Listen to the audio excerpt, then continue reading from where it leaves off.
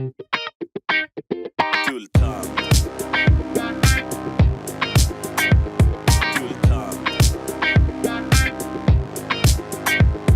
Det cash och det flash och det guldtand. En podcast ni inte kan vara utan. Det cash och det flash och det guldtand. En podcast ni inte kan vara utan. Guldtand.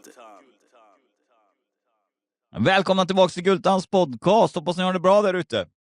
Idag så är det dags. Vi ska släppa eran julklapp. Den 15 december börjar vi med del 1 från eran julklapp från mig. Eller hur fan man säger. Eran julklapp från mig helt enkelt. Och idag så ska vi intervjua Jenna Jameson. En av världens i särklass största porrstjärnor. Jag har följt henne länge, sedan jag var typ 13-14 år, och många mer just män har gjort det. För mig så är det en stor ära att ha henne här. Vi vet ju att man börjar podda i en liten källare i Uddevalla utan någonting egentligen. Bara drömmar. Jenna Jameson var ju med på topplistan för 5 år sedan ungefär att jag skulle vilja intervjua henne. Och idag sitter jag här och ska göra det. Det är väldigt, väldigt stort. Och för er som inte vet vem Jenna Jameson är så tycker jag att ni ska gå in och googla henne. Googla på Jenna Jameson och så har ni stenkoll på vem det är. Och, mycket mer om henne har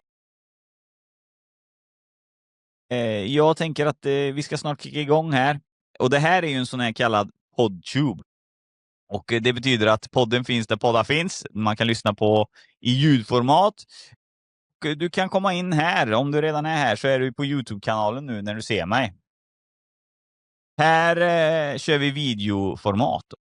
I det här avsnittet så kommer ni faktiskt kunna se Jenna Jameson då vi spelade in live med henne. För övrigt så har jag inte så mycket mer att säga mer än att på onsdagar, då vet ni ju, då släpper vi Första podcast med mig och Camille Rosensköld. Vi släpper ju onsdagar 06.00 och det glider på bra där, den växer på bra och vi får till roliga ämnen och det är kul för mig att vara med i den podden där jag inte behöver tänka på att gästen ska prata till punkt, utan där har alla möjlighet att prata till punkt, även jag och Camille, och det blir en fin kombo här. Och ni som nu vill se mer avsnitt på YouTube, ni behöver gå in och följa, gilla, dela, prenumerera på kanalen, så kommer vi se mer stora avsnitt här i en snar framtid, måste jag ändå så säga. För det finns en del som ligger. Jag har ju också gjort mitt första partiledardebatt skulle jag säga. Det har jag inte gjort. Jag har gjort mitt första avsnitt med en partiledare. Och det är Gustav Kasselstrand som har kommit hit till studion och spelat in. Det är också ett avsnitt som kommer släppa inom en snar framtid. Där kör vi våra nya setup där vi har 3 kameror. En på mig, en på gästen och en på oss båda. Som kommer rulla mellan. Och det är hög kvalitet och det ska bli väldigt intressant att se vad ni tycker om det. Men nu gör vi så att vi släpper in the real fucking Jenna Jameson in the studio, in the house. En stor applåd för Jenna Jameson och välkomna till Guldtands Podcast. Welcome into the studio, Jenna. Hello. How are really you? nice to have you here. Finally, right? Yeah, it's wonderful. It's a dream come true. I have followed you since I was 14 years old, and today I'm soon 40. And when I You was probably 15, feel like you know me. yeah, yeah, I know you pretty good. But when I was 15, 16 there, many boys in the Sweden have a dream to get married with you, and I have the same dream in that age. I love that. That's good. I did my job well. Yeah, very well, very well. I will start with upbringing and background, I think. Can you tell me a bit about your upbringing, where you grew up, your family, and experience that really shaped you, who you became? Definitely. I was born in Las Vegas, Nevada. It's pretty known around the world as being Sin City. So it's fitting that I'm from Las Vegas. I was a very normal kid. I excelled in school. I was a cheerleader. I loved school, and I was a really good dancer. I always studied ballet and jazz, and I wanted to be a professional dancer like my mother. My mother was a showgirl in Las Mm. Vegas on the strip, one of the girls with all the big feathers and everything. Yeah. So I wanted to be like her. Now, my mother was 5'10", and you have to be very tall to be a showgirl. I never reached that height. I hit about 5'6", and I topped out there. So, I was like, well, I want to dance. So I decided to go audition at a strip club. Now, mind you, I was underage, but I like to do what I want to do. I've Yeah. always been very headstrong. So I went down and I walked into the Crazy Horse 2 in Las Vegas, and they gave me a job. I look back on it now being an adult with children, and I can't believe that I did this. But I started stripping when I was still in high school. So I would go to work. I would work the night shift from 9 till 5 o'clock in the morning, and then get up for school at 7 o'clock. So I've always been a hard worker, put it that way. Yeah. So I was making a lot of money, and I was fulfilling my dream of like actual dancing, because I never really stripped. I performed. Okay. So it was a lot of fun. I made a lot of money. And then while I was up on stage one night, a scout for Penthouse magazine came in and was like, listen, we would like to photograph you. And I had just turned 18, and I was like, okay, I want to be famous. So I did it. And I became famous really fast just from doing magazines. And then the adult world came calling, and they offered me a lot of money. And at that age, at 18 years old, being offered that kind of money, I didn't feel any boundaries. I didn't look at sex as bad. I felt like it was an expression of who I was. And I decided, if I'm going to do this, I'm going to be the most famous porn star ever. And it looks like I did it. Yeah, you did it. That's clear. But Yeah. I wonder, why did you feel needs of start dancing? Why when you go to in school? I grew up, kind of mid-level money. My father was a police officer.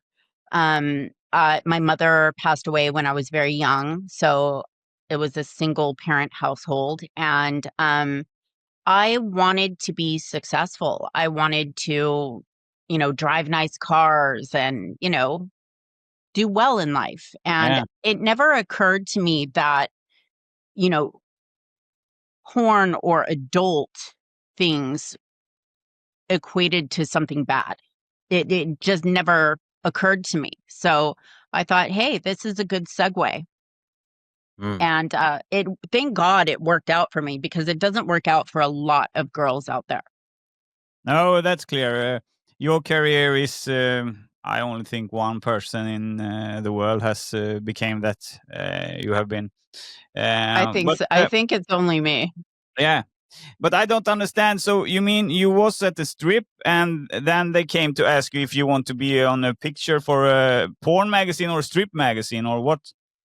Yes. So I was dancing on stage, and these scouts for Penthouse magazine came into the club to scout girls to see, like, okay, are there any like new faces out there? And they saw me on stage, and they were like, that girl, we want that girl. And I was like, yeah, let's go. And literally the next day I was shooting for Penthouse. So um I've always been kind of a person that flies by the seat of their pants. It's like, if it sounds good, let's rock. Let's do it. Okay. And when I do it well. I make sure that I put my whole heart into it. I never wanted to just be a beautiful girl. I wanted to be somebody with substance that had a backup plan. And I knew that I wouldn't stay in the adult industry for a long time. I would just do it, make a name, and then parlay into mainstream acting. Okay. Okay. So when you did this photograph and everything's getting great, you get great money and stuff. Yeah. When someone asks you sometimes about more adult the movies you did you think, oh wow, no, or did you think it was a Yeah. great idea from the beginning? Yeah, for me, after doing Penthouse and Playboy, I never really thought about adult movies. But at the time, I lived with my girlfriend, Nikki, and she was also a model. She was older than me, and she was like, Jenna, I got an offer to do an adult movie, but it isn't hardcore. It's what we call softcore, so it doesn't really show anything. And I was like, okay, yeah, I'm fine with doing that as long as it's not hardcore. So we went ahead and did that, and it was by a director named Andrew Blake. And if you know anything about like really soft, beautiful adult movies, Andrew Blake was the man. So we did it, and he was like, Jenna, you need to do this. This is like your thing. And I was like, oh, he thinks I'm good at this? Okay. So I did a couple more softcore movies, and then a man named Randy West called me, and he was like, Jenna, you're just lovely. I would love to do a scene with you, and I will pay you this much money. And I'm like, well, what kind of scene is it? And he was like, well, it is hardcore. And I was And like, hardcore, well, hardcore is that's penetration. Okay, yeah. Yes. Yeah. So I was like, listen, okay, I will consider it if you will give me this much money. And I'm not going to say how much, but it was a lot. Yeah. Like, I totally overshot it. I was like, there's no way he will agree to this. And he said, okay. And I was like, oh, what did I get myself into? Yeah. So, yeah. So I was like, okay, I'm going to do this. I'm going to do it. And I showed up to the set, and he was a really great guy, very respectful, and we did it, and I was like, wow, I'm actually really good at this. I couldn't believe like it flowed so easily. And it was literally 40 minutes of work, and I made enough to buy a house. Holy dang. So I was like, okay, so if it's this lucrative, what I'm going to do is I'm going to sign a contract with a major company in the adult industry and only make a few films and make a lot of money and Yeah. become famous off it. And I did, and it worked out. And I ended up working with Wicked Pictures, and I signed a contract with Vivid Video, and now I am known for porn. So it's wild. I still look back on my life, and I'm just like, I can't believe it's me that No. did all that. I totally agree.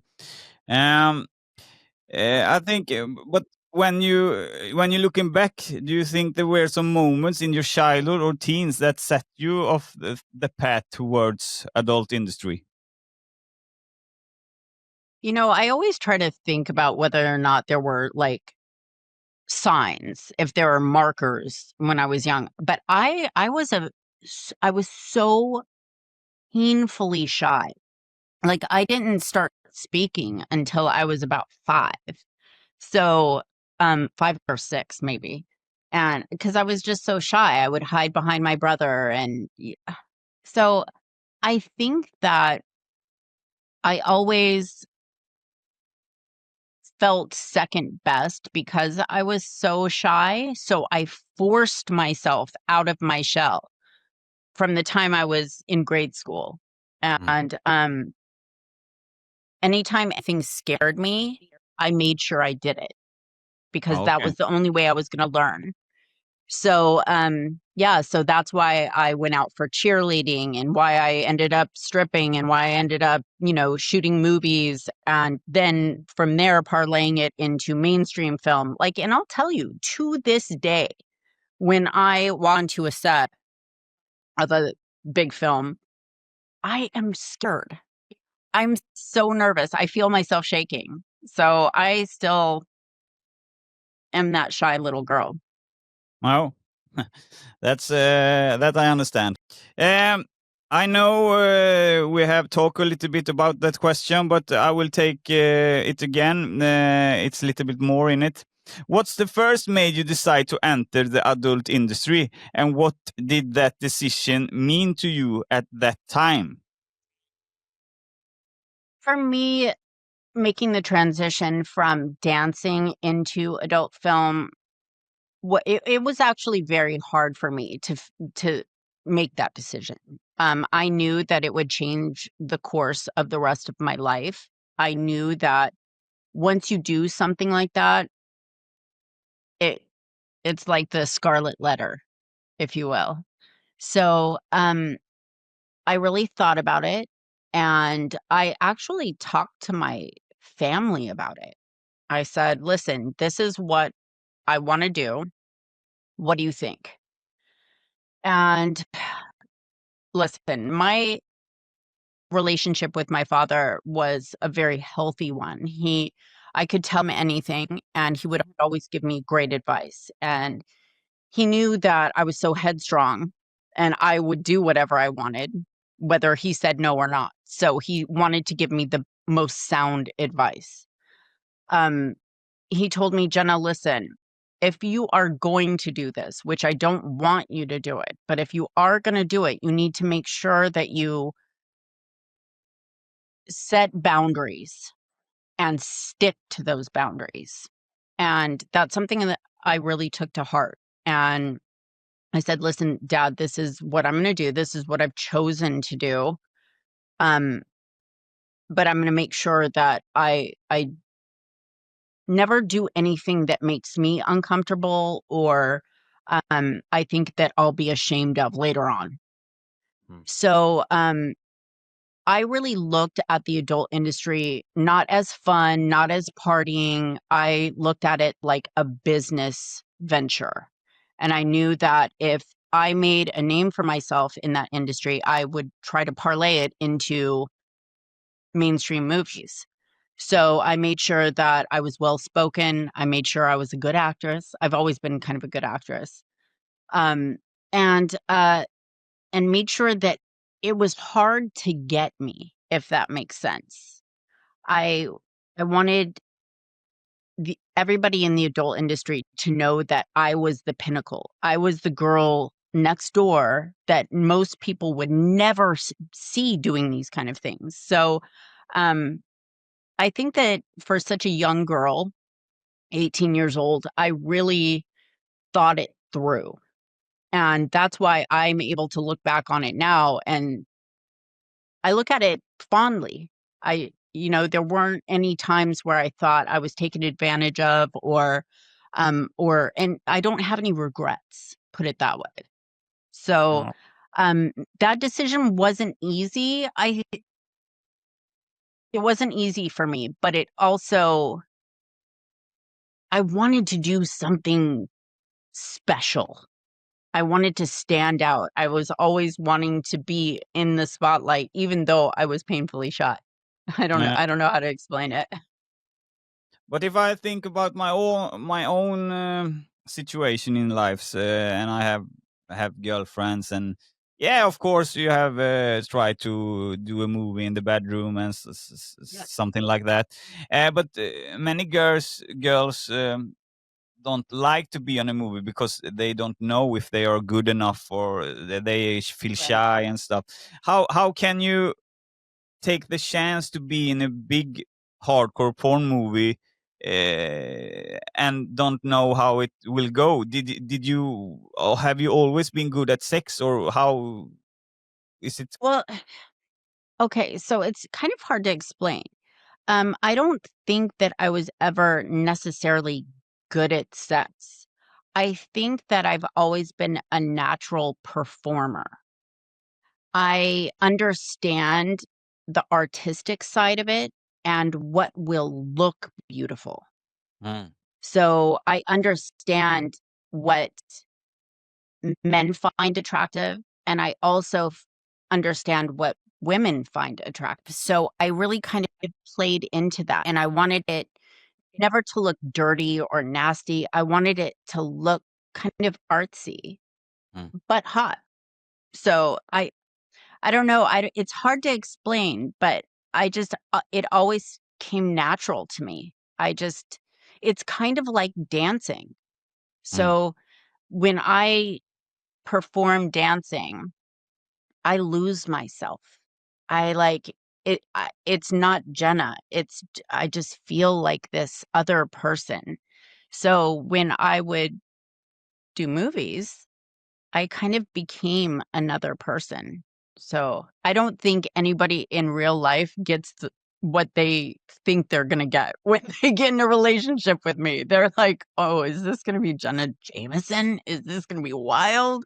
And then they're like, wow, you are vanilla. That's what we say here in America. Very vanilla. Yeah, we have the here too, vanilla. Okay. Okay, nice.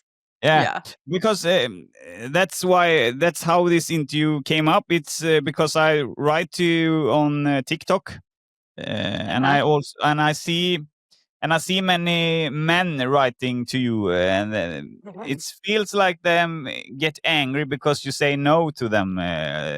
It's strange, but many men gets angry in your account. Well, that's the whole psychology behind women that perform on any level. You know, when they're doing TikToks and they're pretty and they're seductive, men feel like they have the right to proposition them. And I'm very quick to put them in their place. Not in a mean way, but just because I've done what I've done or I make seductive TikToks, that doesn't mean that I want to have sex with you. I No. think men get the lines crossed a little bit. But if they get mad, it doesn't bother me. I'm kind of used to it. I think all attractive people deal with it on some level, you know? Yeah, I think so. Yeah, Also, I also have haters here in Sweden, so I understand yeah. the situation. This is the same. Do you regret starting in the porn industry? That's you don't do that. What I understand. I don't regret it. I think I mean, there have been times in my life where I'm like, I wonder what my life would have looked like if I never did. Like, who would I be? Like, would I have been a TV news anchor woman like I wanted to be when I was 6? I don't know. But I really love who I am and who I've become.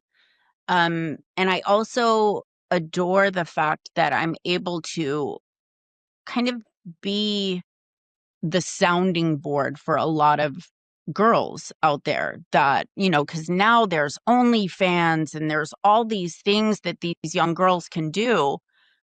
And I always try to tell them that, listen, this is something that you really need to think about. You can't just do one movie and it's like out of sight, out of mind.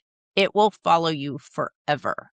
So I try to be, as honest as possible with other people. But the bottom line, I think, is there will never be another Jenna Jameson. That was a very special occasion, and it was in the 90s. We are in a different day and age. So I don't recommend it to anybody. Okay, that's interesting. So you don't recommend new girls to try to be a new Jenna Jameson? No. I don't think that it's just not the same anymore. I think that it's some of these girls, they're making a lot of money, but they don't understand how it's going to affect the rest of their life when it comes to relationships, when it comes to children, when it comes to jobs. Like, no matter what I do, I will always be a porn star. Even though I am a New York Times bestselling author, I debated at Oxford. I've done a lot of like really major things, but I will always be a porn star. Yeah, that's correct. You will always be a porn star.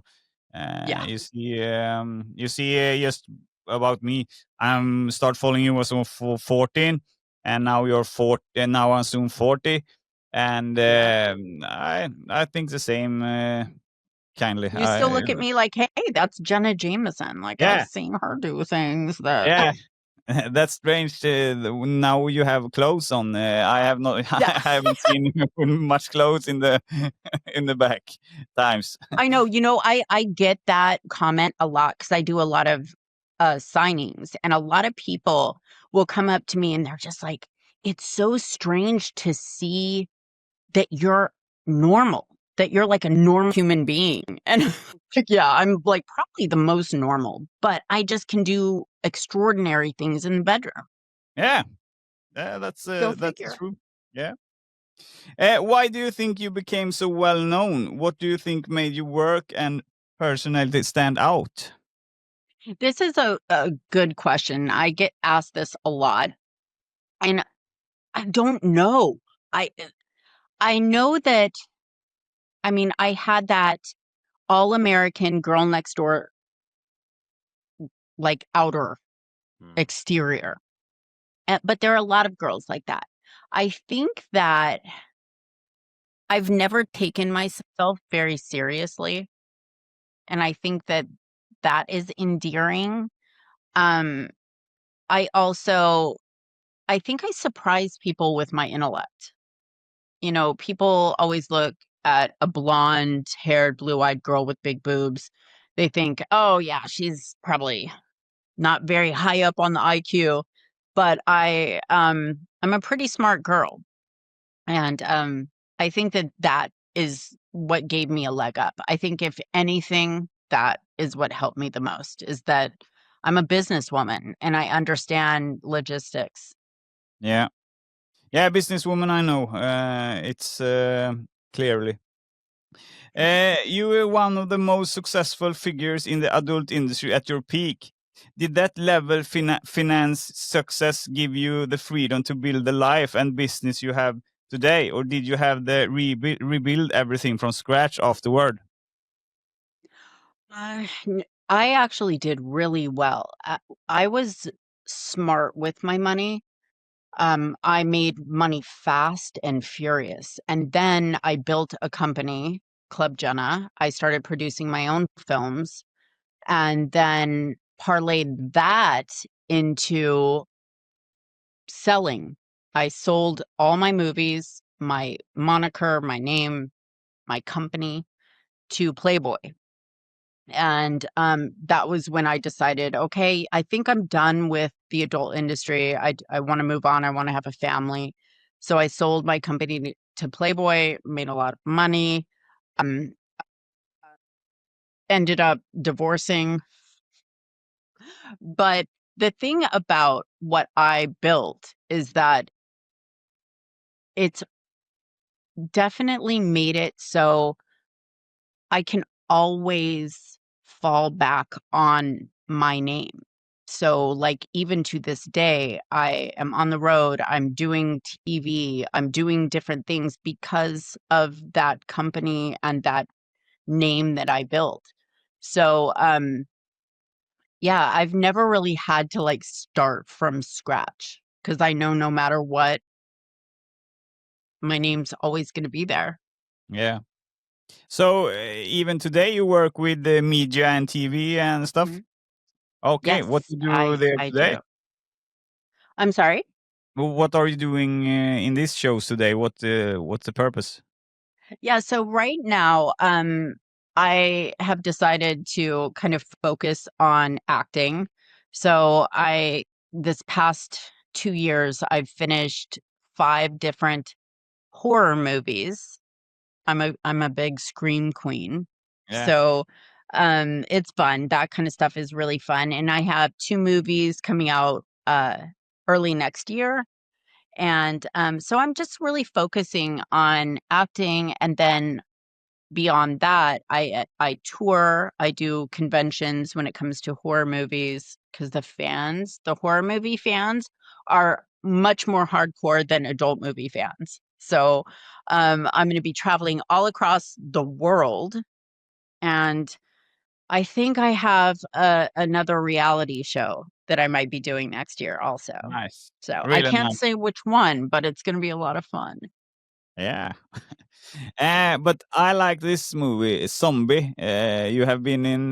Zombie strippers. Yeah. Yeah, that's a great movie. I like it. It was so much fun. And the funny story behind that is they sent me the script and I was like, I don't know. This is very campy.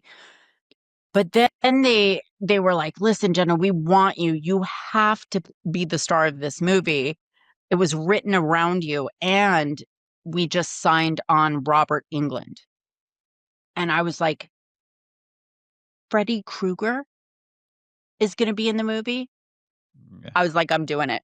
Yeah. I'm doing it. Because Yeah. I'm a big horror movie fan. And listen, Freddy Krueger and Robert Englund is the best. So I ended up doing that movie, and me and Robert Englund, we're still very close friends to this day. We do the convention circuit together, and hopefully, I was talking to the company that owns Zombie Strippers, and they're wanting to do a part 2. So that Nice. might be in the works. Yeah. Then you Hopefully post I one can to still me. do the pole work. Yeah, yeah. I think you fix that really great. Och där bryter vi. Del 1 med Jenna Jameson är klar. Jag hoppas att ni uppskattar det. Kul att få sitta och prata med henne. Alltså en svår intervju för mig att göra. Absolut, för jag är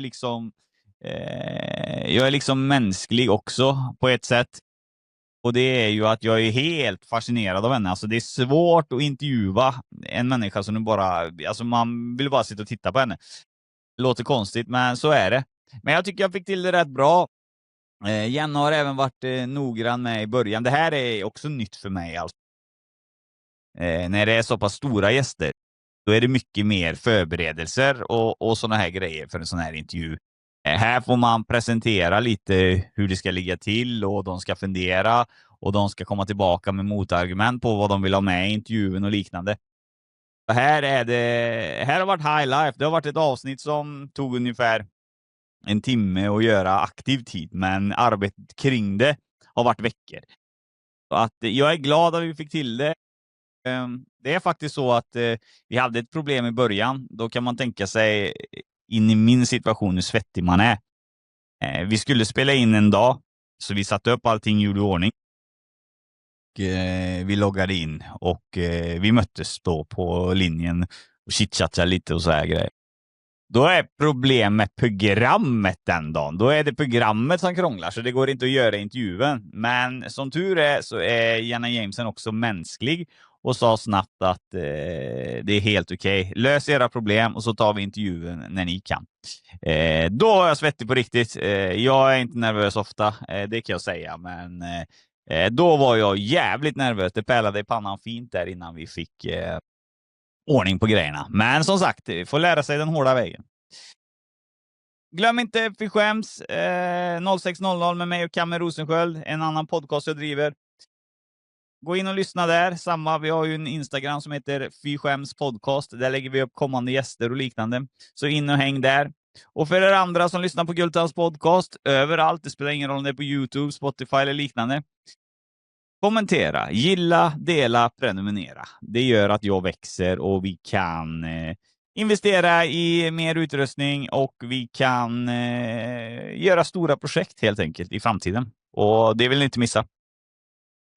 Jag har inget mer att säga, utan vi syns nästa vecka. Ha det bäst från Alex Guldtand. Tjena!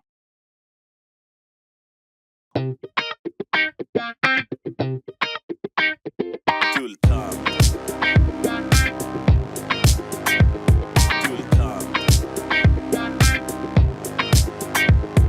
Det cash och det flash och det Guldtand. En podcast ni inte kan vara utan. Det cash och det flash och det Guldtand. En podcast ni inte kan vara utan. Guldtand.